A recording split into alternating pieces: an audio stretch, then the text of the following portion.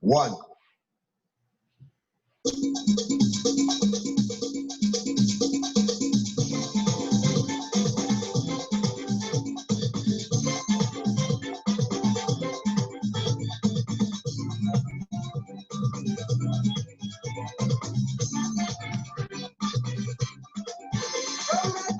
Yes. Welcome to Players Only, Pan on the Carte, Players Only. My name is Noel La Pierre in the house. Our special guest today is coming out of Toronto, the big band Pan Fantasy. Since I'm a little guy, I know this young lady played the instrument. So I want to bring to you Miss Wendy Jones, the leader of Pan Fantasy.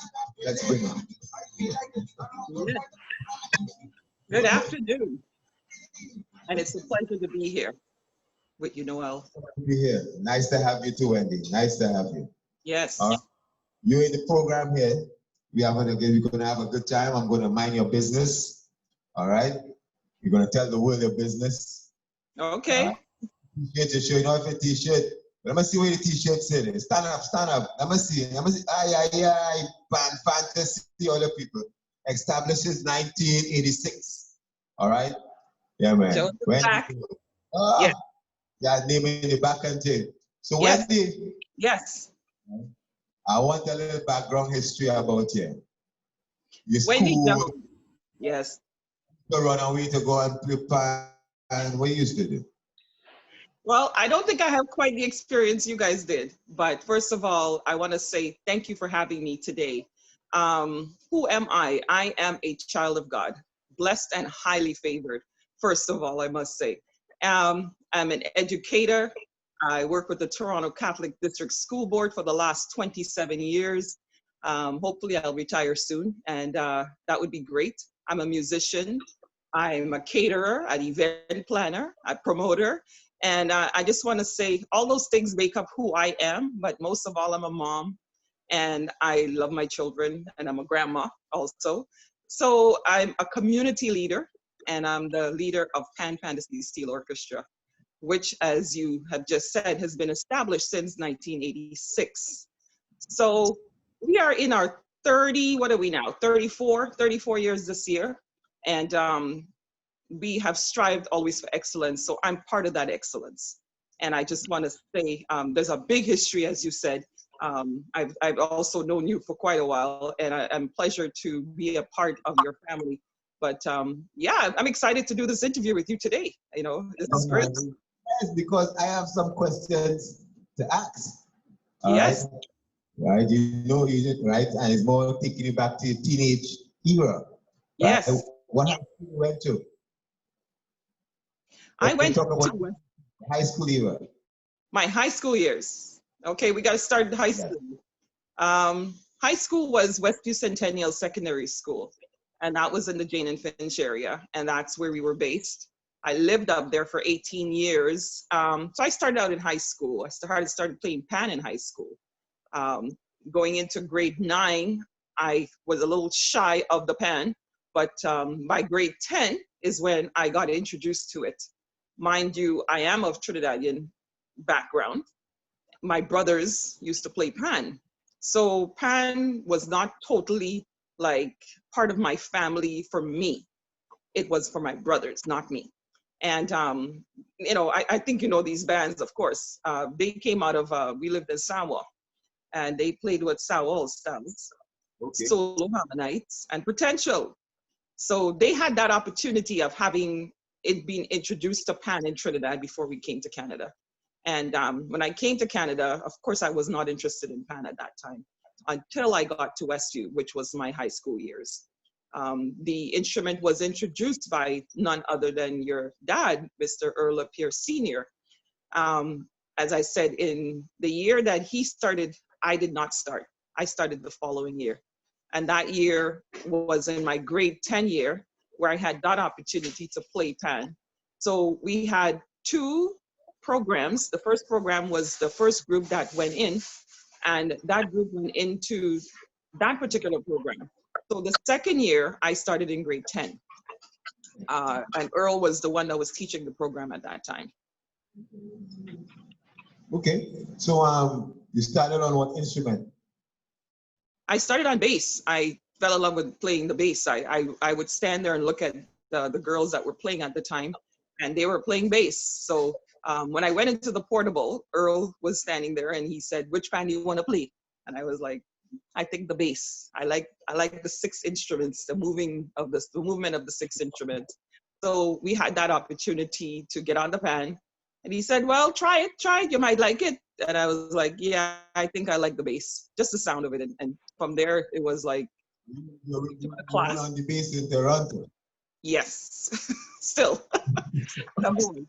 So he was good because he kept on saying, try it, and I got on it. Felt different because I'd never been on a pan before, and so Earl was more like, "Come on, you got to do this. You can try. You can do it. Come on."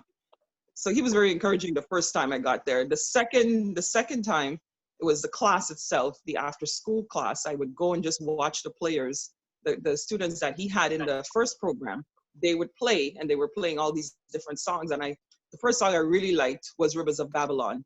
And I said, I have to learn that song. And I went back to the class. And as I got to the class the second time, there was a young girl on there. Her name was Debbie. And Debbie said, "Come on, I'll teach you how to play it." And I couldn't get it. I couldn't get it. We had a little nut here there. You were too anxious. Too anxious. You were too anxious.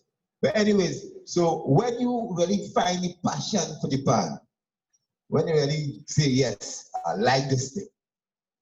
I think it was when Earl started it as a school program. That was the opportunity for us to learn a little bit more. And we had the classes within the daytime, and then in the afternoon, we then had the program. So that program now took on a different format. The format was that we would learn the scales in the daytime in the classroom, because now it became an academic program. And that program was what Earl introduced to Westview Centennial Secondary School.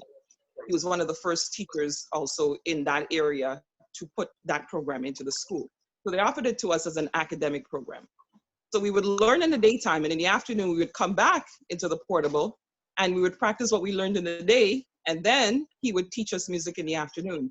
So the afternoon class now was actually to teach us to play as a band and be able to go out and perform. So we had that opportunity also.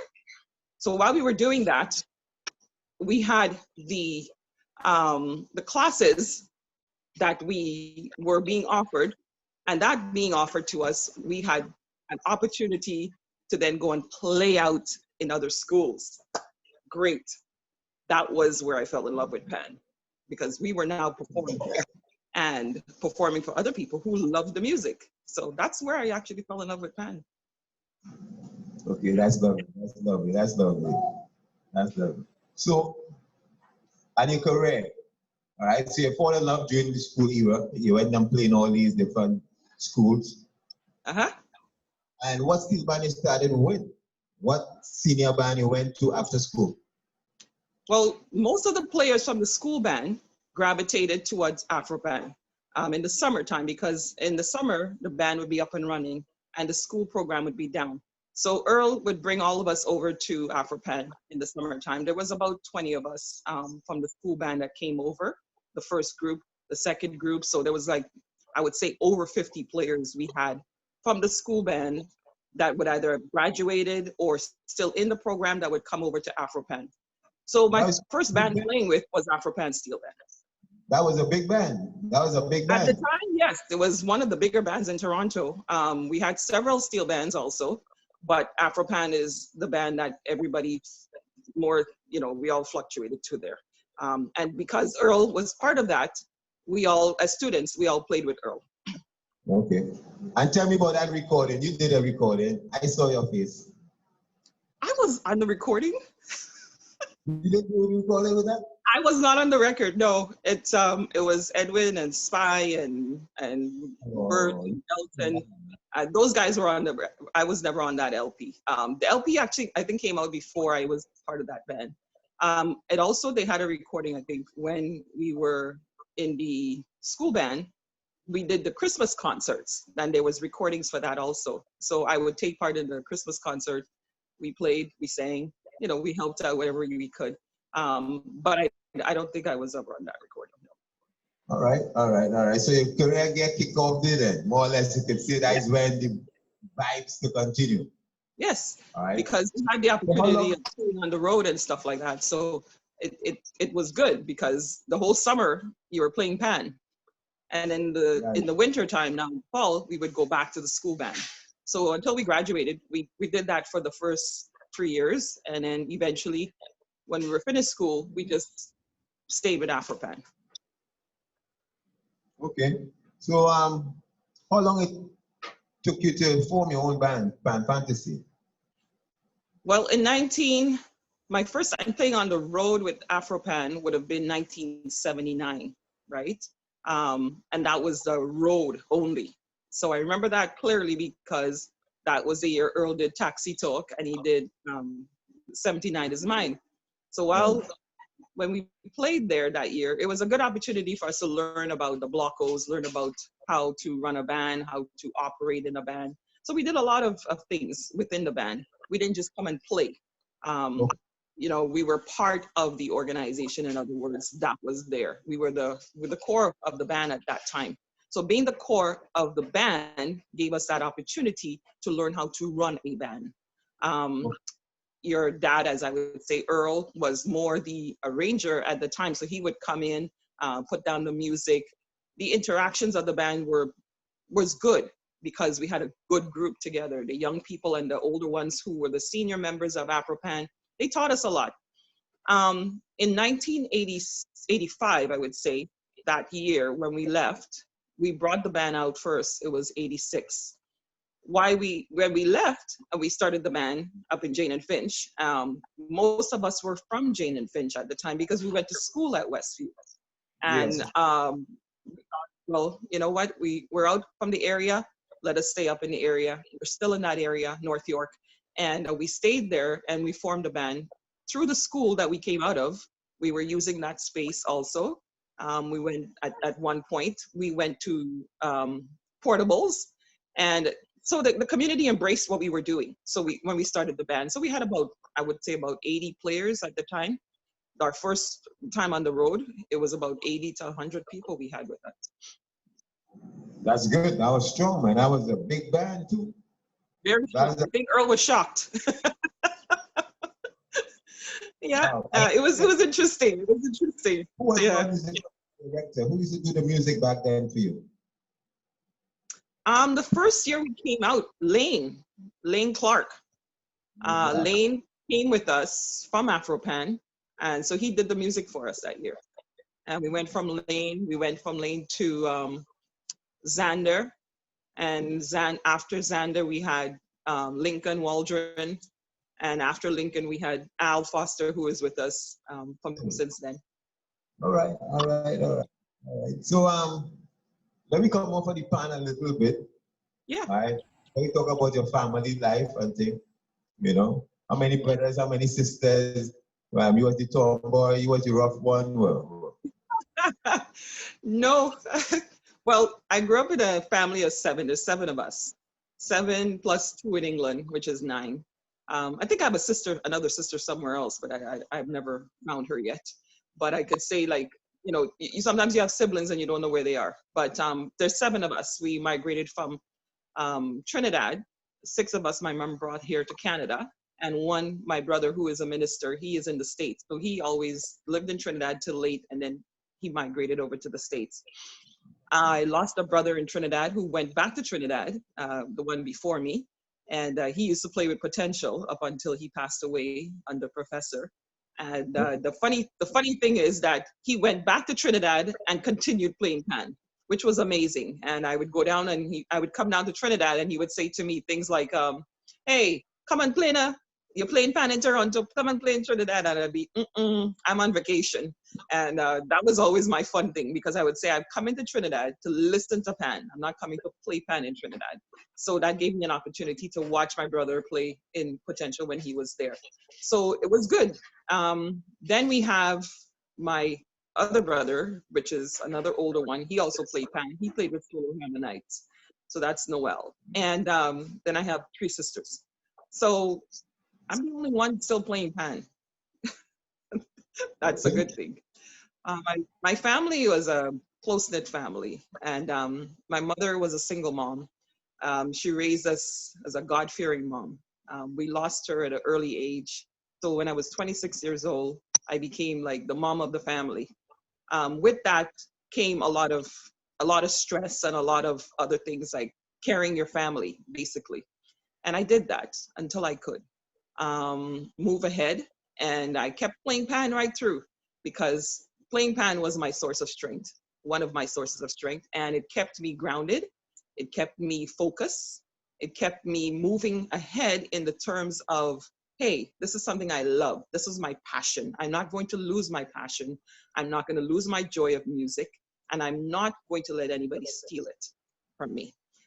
So my family, as much as I had my family around me, I also played pan right through. It's amazing because they would all fall in and say, I don't know how you do it. You know, you've managed your time so well. Like you've got your family at home, which is my son and my daughter, and then I have pan. So it you know, your partner plays pan, you play pan, but on the other side of it is that you're able to balance everything. And that's who I am. I'm always multitasking and balancing things. Then you have the band itself, right? So that's the other part of the family. Nice, nice, nice, nice. And your kids play pan too also, right? Yes, yes. They both play. My son started playing when he was about 7, and he's still playing up till this day. And my daughter started later. She was the one that would come to the panyard and just look around and make sure everything was in place and make sure things were good. So she played. She plays, but she started playing later than he did. Oh, okay. All right. So let's get to fantasy and you know. So how many victories you all have in the 38 years? Victories. I can't even count them anymore. I think Earl might be shy of a couple numbers. But we have right now we're doing an 8 straight in the Eight. competition of Panel Live. 8 So straight. Yeah. you all keeping off for pan for 8 years? Say that again. You all 8 years keeping off straight. for 8 years? 8 straight? Yeah, 8 straight. With that 8 straight, outside of the 8 straight, we have a tie with Afropan, one of them. That was the year we did Clive Bradley's song, This One's For You, Bradley. We tied, there was a tie, discrepancy and a tie. And then prior to that, we have a couple of firsts before that too. Okay. I always say to people, the sad part with, we have the Pan Alive competition, and prior to that, we had the Caravana competition. We were all a part of Afropan. So being the bigger band on the road at that time, we know that the competition that used to take place on the road, it was very nonchalant. It was never really a proper competition, and we fought to have something done properly. And in terms of the bands playing and participating in that, we all then participated in Pan Alive itself. So that is where we count from there. You know what I mean? But there were a lot of other wins, you know, along the way, first and seconds and thirds. And along the way, you have 33 years of hard work. That much I know. This is hard work. This is hard work. Trust me, as once my brother operate, when I come up there and see operating, oh my goodness. Yes, yes, he works hard too. I think he works harder than me at times. Get no help. I hope you get help. I hope you get help. We get help. We get help. There's people in the band who, I mean, we have a good support team at times, and I think that's the biggest problem we have with all bands. There's a core of the band that does everything, and they're the same people that keep doing the same thing every year, and it just seems like you're always doing the same thing. Like, oh man, it's unbelievable. So yeah, so how do you market your band and stuff? What, do you all play regular for summer? What do you do?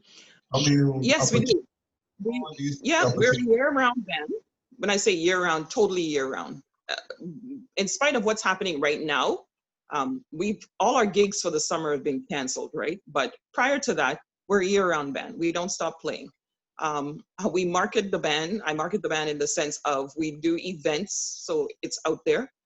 We advertise. And on top of that, we have gigs that we do every year, certain gigs. Certain companies call us back every year. And then from that, we will get word of mouth that somebody else is looking for something else. Like today, I was just on the phone talking to someone, and they said to me, well, we were thinking of doing something for the festival time, but seeing that things have changed, how do you feel about doing this? So it's usually like a word of mouth. Our band members fluctuate from 80 to 100. Our core is 35, and our gig inside might go out with a 15. So between everyone, we market the band. Our local events that we do market at that point, our shows that we do. So the band is pretty well adjusted to marketing. So that's how I market the group. And I do my own footwork too. Okay. And you Yeah. have a fair price. You have a fair price when you're charging, right?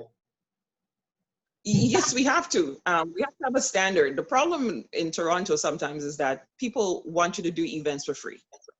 And I think for all of us as band players, we experience that. You want to do something for free today, tomorrow, it's a fundraiser, they ask you. But the problem is that once we move the band, there's a cost. Once you put equipment into a truck, there's a cost because you have to rent the truck because we don't own any of the truck. And hopefully one day we will own our own transportation. And that's our biggest pet peeve. The things that we need, we have to rent. And so when we rent, somebody has to pick up that cost. If not, we have to pay, we have to pick up the cost ourselves. And I think a lot of people don't understand that. They expect you to come out for free. And I do minimum of that now. Because in all events, you have to have a planning committee. You have to have a budget. Yes. And they do have a budget.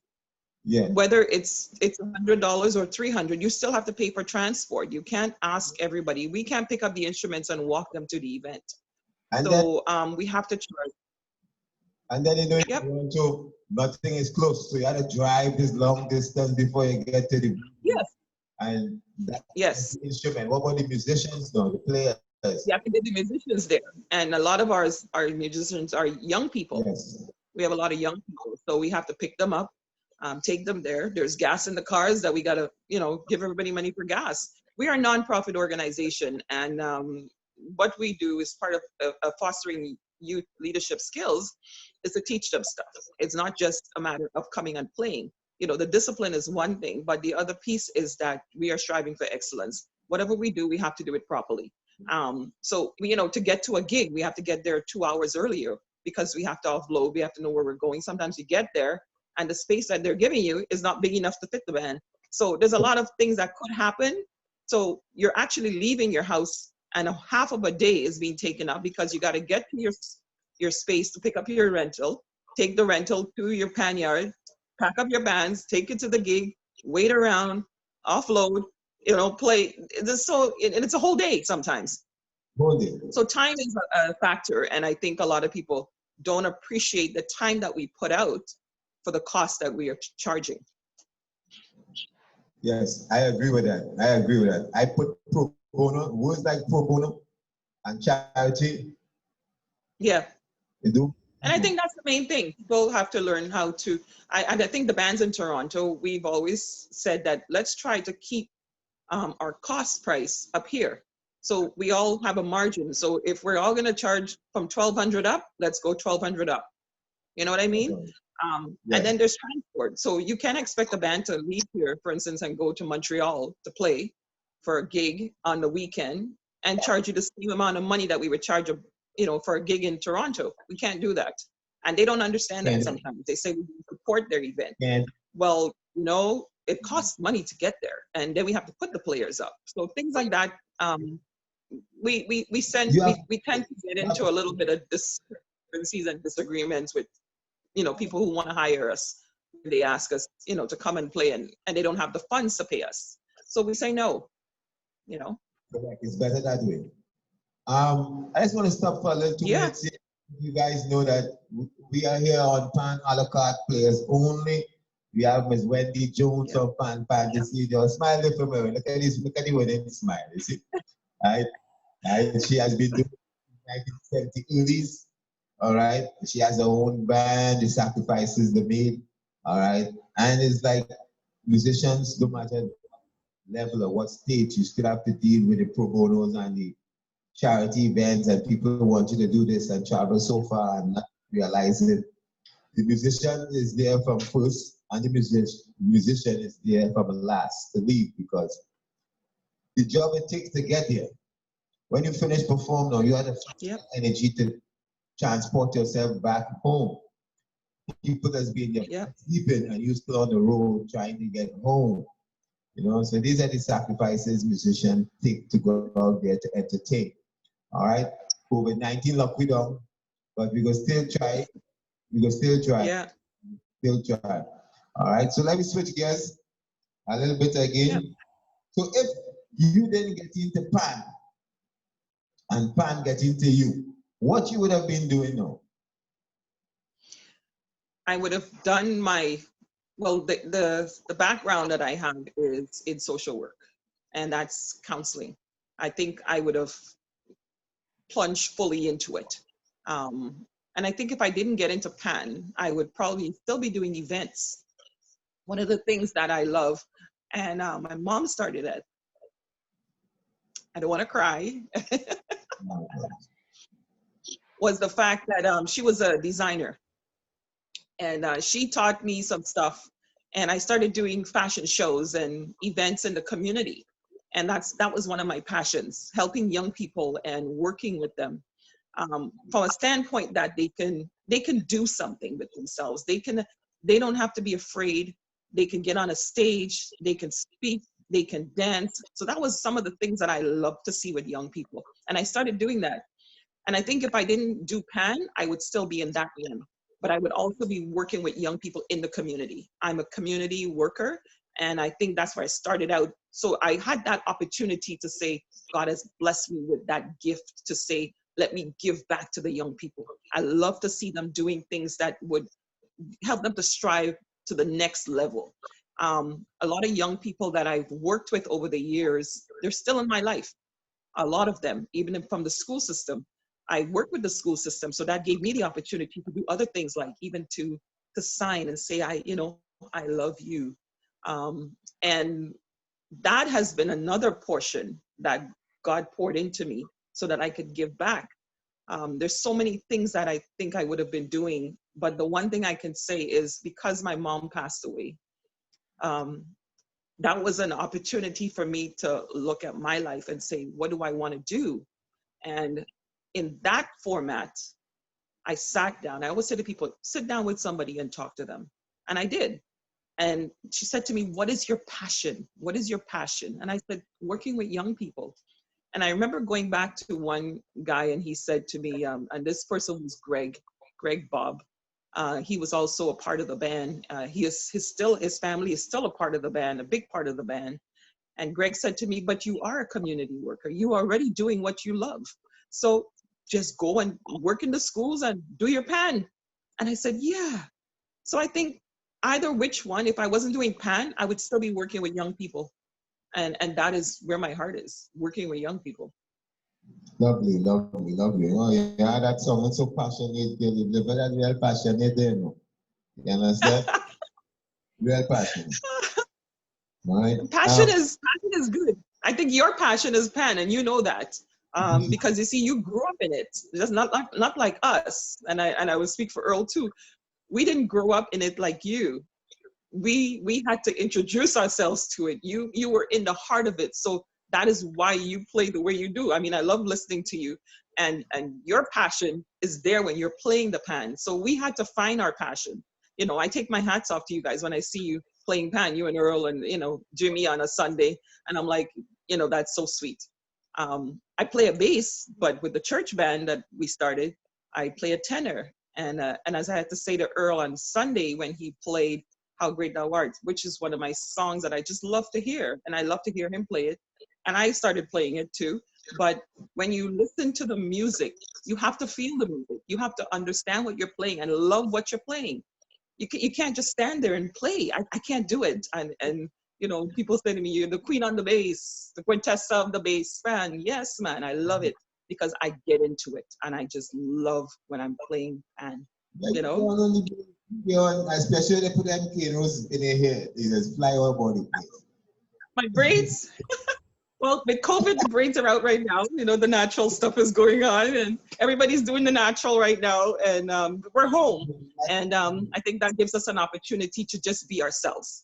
You know, the reason the braids are in is because I'm always on the go, and I don't do the hair thing anymore. You know, I just everything is natural now, and I've had my braids in for 7 years, and people say to me, "Well, that's your trademark." I said, "Yes, it is." And with not going back to school until September. We pray God that we do go back to school and that He watches over us. But I just figured, hey, take the braids out, you know. But that's a trademark on the base. All right, all right. So, you know, what would have been, what is the best panorama piece song you perform? Oh, wow. The best. Oh, there's so many. But I think the first one I fell in love with was when we played This One's For You, Bradley. I love that. That stands out for me. But I can tell you the last 8 live panorama songs that we've done, I just love them. And they were just Al's musical skills and his talent just went, you know, I've just seen this child grow from playing bass next to me to being the arranger of the band now. I take my hats off to him. He is just talented to the max. I mean, we call him, you know, like he's on point. And the songs that I love are songs like that he's done in the past. My favorite one, Big People Party, Fantastic Friday, Unforgettable, Band from Space. What we got there? We jamming still was good too. Wait, it was all right. Last year's Savannah Grass. You know, Earl and I have this thing that we do. I thank God for Earl in my life, and he knows that. And he's the left and I'm the right, and I'm the right and he's the left.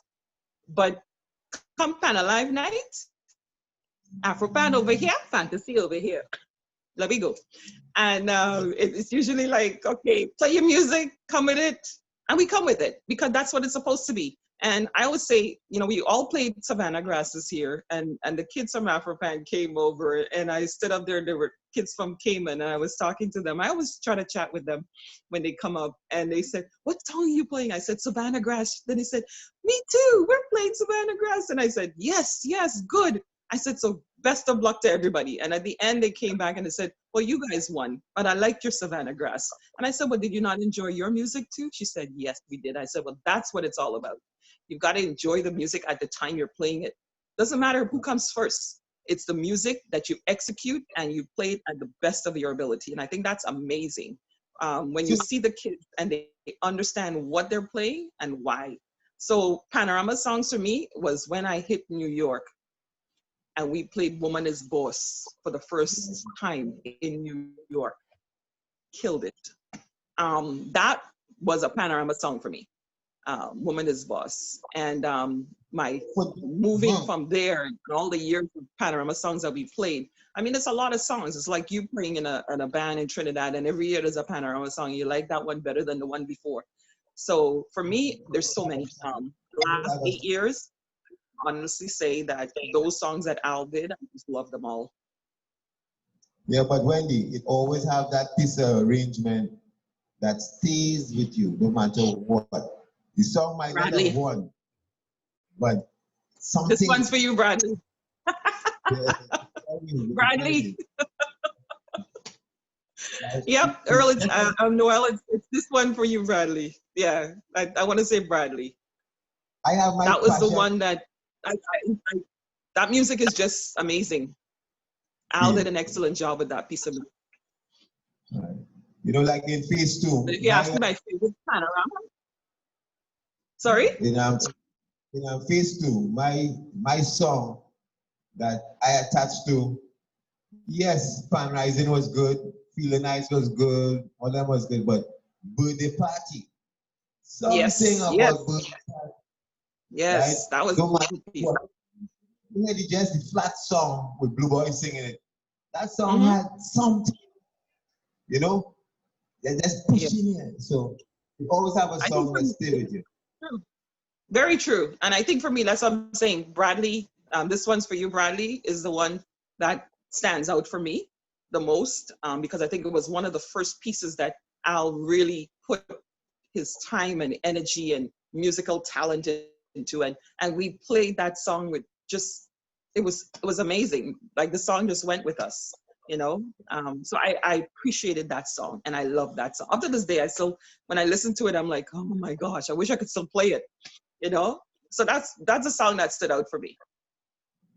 All right, we're moving on now to the other element of Wendy, which is Yes. promoter, putting on events. You are a Yes. promoter, and you have a team. So let me hear about this Pan Alliance Network. Pan Arts Network is, when we say network, we started looking at the community bands, and we were just playing only until the end of the summer and then shutting it down. Here in Toronto, there was only so many events going on at the time. So we came together, called all the bands together and said, hey, send a representative, especially the band leaders. We said, let's come and sit down together. Let's start putting a show together. The show started out, and 20, I want to say, what are we, 22 now? 22 years, 24, sorry. This year will be 24 years. So we started out where we were looking at a Christmas concert. We then came up with the name Pan Arts Network, and Pan and the arts and the network of all the bands coming together. So that gave us an opportunity as a platform now to showcase the bands outside of the Caravana events and the summer events. So you had to put your own repertoire of music together, you know, get some players together and hey, come with it. That started out really great. But then bands started to not be ready due to the fact that not having a space to practice. And I think that's the main thing here in Toronto, and it happens all over, that bands only have a space in the summertime because you pay for a space, you're outdoors and so forth. So, but in the wintertime, your bands get locked up until summer. We were trying to keep the bands moving. So some bands now started to experience the fact that they could not come in the winter also. We started out with about 8 bands, and then we got down to about 6, then we went down to 4. The 4 bands that stayed stationary, Afropan, Pan Addicts, Pan Fantasy, and then we would invite an outside band, which, you know, one of the other groups, bands that can make it. So the 4 stationary bands, and then we had the team that works with us. So we took team members from the bands that were still stationary. Earl and myself chaired those 2 meetings, the meetings as they come along. It gave us an opportunity to sit and actually come together. And that has been where we're at with Pan Arts Network for the last number of years. We started with 1 show, and we went from that 1 show to a play. We started to talk about soloists in Toronto. There was so many popping up. Let's do an autumn leaves show, which happened in the fall, and then we would invite, you know, players from outside, mostly Trinidad. They started coming in from. We had Professor, we had Dane Gulston, we had Duvon Stewart, we had Darren Shepherd. We called that show the 3Ds. Attracted a lot of attention, so we started to do it even more. So we had players come in and local players from Toronto playing in Autumn Leaves of Steel. That group kind of put that on the back burner a little bit because cost of the theaters were getting very expensive, and we wanted to make sure that it was a show that would be sold out. Our winter show is always sold out, and that's a good representative of the community. So we are trying to sell the community now the soloist show. That took off, but again, you know, some things move faster than others. We started to look a couple of years ago, 7, 8 years ago, that we have quite a few steel bands in the churches also. We took those church bands and we brought them to a platform also. We're now in our 8th year, would have been our 8th event this year, which would have been a couple of weeks ago, to have what's called Gospel Praise on Steel. So it's Snowflakes on Steel, Autumn Leaves on Steel, and Gospel Praise on Steel. Those are the 3 main shows that we would have. Then we fluctuated into another one in the summertime, which was called New Generation. That also took off, where we, right after the Caravana Festival, we would have bands just coming to the park and play. I'm hoping that that will pick up again, but due to what's going on right now, we're not too sure how that's gonna affect that show. So hopefully in the near future, our promoting of different shows and showcasing the steel band community in Toronto is going to even rise to a higher level. Our Snowflake show is a show that we know has great potential. Our gospel show has actually started to grow even bigger than the Snowflake show. So we continue to do what we have to do to promote PAN in Toronto. Earl and myself have taken the lead on that, and we continue to push bands to succeed and to put themselves on a platform also, not just to shut the bands down after summer. We are hoping that we can help them. In the near future, I'm hoping that we ourselves can actually have a center for PAN in Toronto, so that the cultural side of it happens right through the year. A lot of people have gravitated towards PAN in Toronto. A lot of young people have gravitated towards it. So if we can keep it moving and keep it going, I think the arts are in a good place in Toronto, but we just need to have space and have people come out and support what we do. Yes, that sounds good. That's lovely. That's lovely. That's a lot of information there. Yes. Of information. A lot of we are working across all that going on there. So Yes. So the gospel praise concert, right, is an Yes. age group bands, or if it's elders, retirees, with it's teenagers, young adults. What's the makeup of the membership? With the gospel groups, it starts, we have kids as young as 8 years old and the elders up to 80. So we have a fluctuation of different groups that represent different ages. There's a mixture in some bands. You'll get more young people in one or two bands, but in like bands like Gemini, Pan Groove, which is an older group. They don't like to be called seniors anymore because they used to be, but Gemini Pan Groove has more senior members in that band, and they go right up to 80 years old. So we're keeping the young people and we're keeping the seniors active, in other words. So when there's a show, they have something to work towards. They also play in the community, so they have that opportunity to go out and perform. And I'm totally amazed when I see them, because I think it's a good opportunity to retire, but not to retire the brain, you know? And that's excellent to watch, because I'm not retiring. That's serious, because when I was in Shanghai, they have a steel band there, and all the musicians is retired music teachers. Right. Retired music teachers. They had no instructions how to set up the band. So if they play a 6 bass and it's supposed to be 1, 2, 3, 4, 5, 6, it's all over the place. 1, oh wow, 5, 3, 2, wherever, right? All the instruments. So all I could have done is just work with them. I could not have shown them how. It makes no sense, because these are qualified music teachers and they already teach themselves, they're self-taught already, so they have habits. They go and change those habits. When they're talking a different language, I didn't think it would have been much sense, right? But this program is also designed to teach them, has another segment doing djembe drums. They're reading the beat of the music and playing the drums.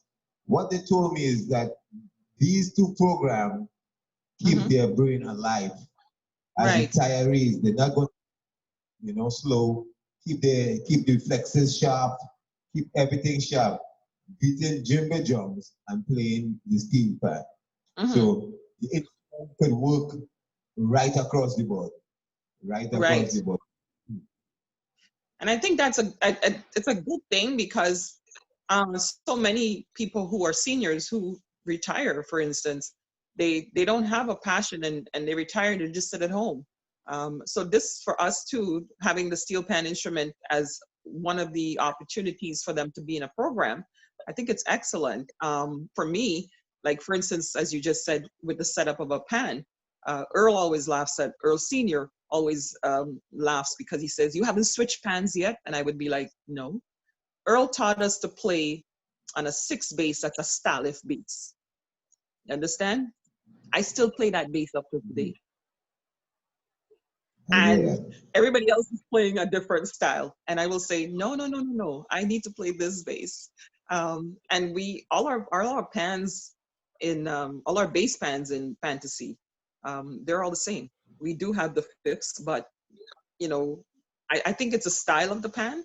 Although the pan has evolved, we have kept the bases the same. And that is the same style base that Earl taught us. And like you said, you go into the yard, and if you switch those pans around, I'm switching them back because I'm like, no, no, no, I know all 50 songs on that pan that way. I am not moving it, I'm not changing it. You know, but that's how you feel. You get comfortable.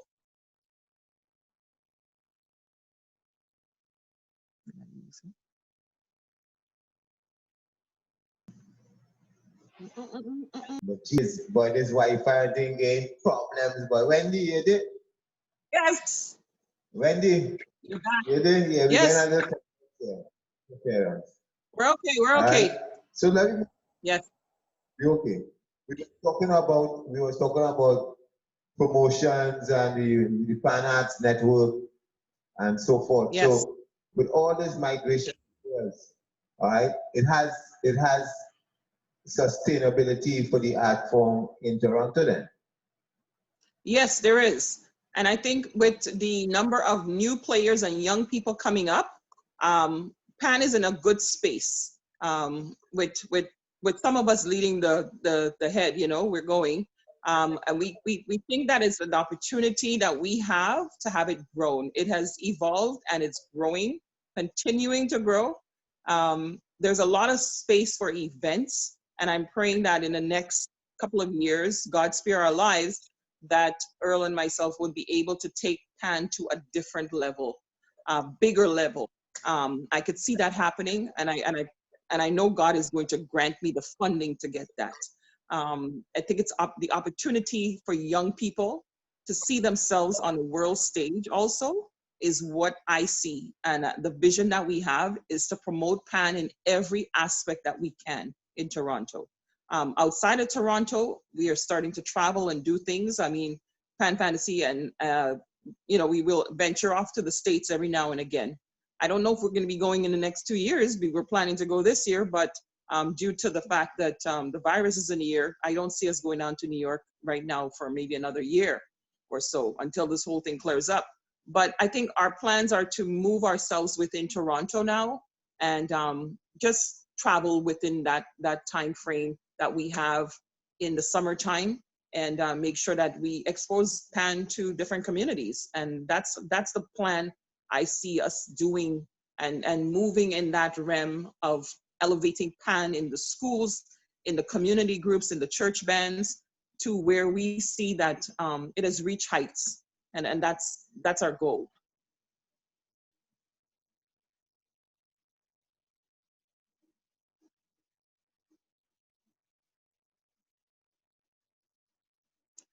Yes, so it is good as you work behind the whole project, having your band and the institution running well, you know, to motivate and Yes. incorporate others to be part of it.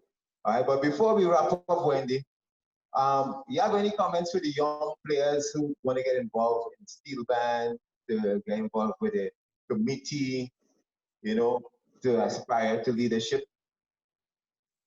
You want to leave some words with Leadership them? is the word. Yes, leadership is the word. One of the things that we aspire in Pan Fantasy is to promote leadership skills through the performing arts. And I think through the performing arts, discipline comes. Most bands have discipline in any format that you go to, even at school, you have to have some discipline because you have to have discipline to do your schoolwork. And I tell the young people today, strive for excellence. Excellence is number one. Discipline is also the road that helps you to get to excellence. Learn your history. The history of Pan is something very interesting. A lot of people play Pan, they don't know the history of Pan. And then they are ignorant to the fact that when you start telling them about Pan, they figure it's just only about their band. I had to learn the history of steel pan and learn about the bands in Trinidad and where the history of pan evolved from and what is it has evolved to. And I think that's the most important thing I want to tell the young people out there. Gain a passion, have a passion for something, have a passion for music or singing or food or whatever you decide to do, but do it with passion. strive for excellence so that your discipline in whatever format of music that you strive to do, make sure you do it to the best of your ability. Look to God as your source of strength, and He will direct your path in everything that you do. Yes, agreed. And also, one of the main discipline is listen. Always Yeah. listen. Listening is a Yes, main factor. All right, listening, it's hard. please. That's Yeah, important. All right. yeah, And Wendy, all right, this is your yes. big question. What's the number one steel band shows for players? Let me hear it.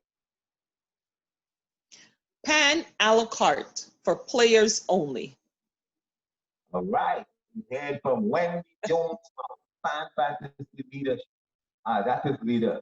That is leadership. All right. Yes, The woman, young woman, steel band will pay attention to Wendy Jones. yes, All right. Trust me. She in this thing long time before women get established in steel band wood and respected. She rubbed shoulders with big men, my father and all those guys we grew up with. We call them uncle. yes. And as she rubbed shoulders and stood her ground. All right, she represented woman. She's representing woman The women in pan. in the steel band movement, Women in pan. right? In band. So Wendy from Pan a la carte, myself, Noel La Yes, Pierre, I want to thank you very much. May God continue to give you strength and blessing and continue to yes. achieve goodness and greatness in years to come as you continue to inspire and encourage others. All right? Give thanks unto you. All right, Wendy? Thank you. And you too. Keep up the good work. Thank you very much. All right, so people, You're on behalf of Pan Alaka, before we close off, you know, after thanks a lot of people for helping with this program. Like my brother, Earl Jr. La Pierre, who's the producer of Pan Alaka, because I can't do everything. I need a team. I need a team, and we say, all God's blessings, the sons of Steve. Earl Jimmy, Noel, Earl, the one evolution. We're going to make a contribution to change this thing. All right? So we're going to do it together by bringing information and good music. yeah. So stay cool until next week. God bless each and every one. Yeah.